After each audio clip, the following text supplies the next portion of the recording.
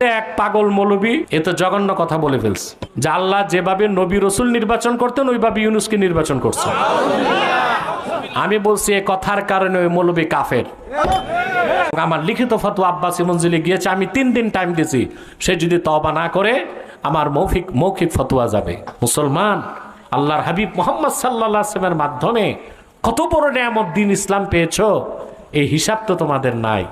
সেজন্য আজকে অল্প পয়সা আমরা দিন বিক্রি করি। মুসলিম শরীফের হাদিস, রাসূল করিম সাল্লাল্লাহু আলাইহি ওয়াসাল্লাম ইরশাদ করেছেন, এমন একটা সময় আসবে সকালে মুমিন বিকালে কাফের, বিকালে কাফের সকালে মুমিন।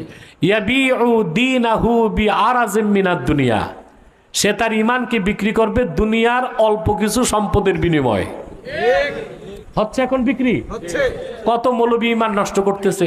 ডক্টর ইউনূসকে কেউ বলতেছে আমাদের ইমাম, কেউ বলতেছে আমাদের নেতা, কেউ বলতেছে আমাদের আব্বা। বলতে বলতে এক পাগল মৌলবী এ তো জঘন্য কথা বলে ফেলছে যে আল্লাহ যেভাবে নবী রসুল নির্বাচন করতেন ওইভাবে ইউনূসকে নির্বাচন করছে। আমি বলছি এ কথার কারণে ওই মৌলবী কাফের।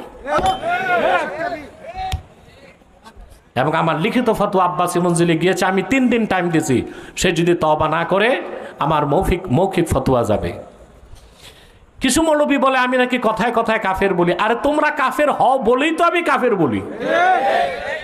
আচ্ছা ভাই, ডাক্তার যে রুগীরে বলে তোমার ক্যান্সার হয়েছে, ডাক্তার বলার কারণে ক্যান্সার হয় না ক্যান্সার দেখা ডাক্তার বলে ক্যান্সার হয়েছে? তা আমি বলার কারণে ওরা কাফের হয় না কাফের হওয়াতে বলি? কাফের হওয়াতে বলি না। মাওলানা আশরাফ আলী থানভী রহমতুল্লাহ বলছেন, উলামায়ে কেরাম কিসি কো কাফের नहीं बनाते, কাফের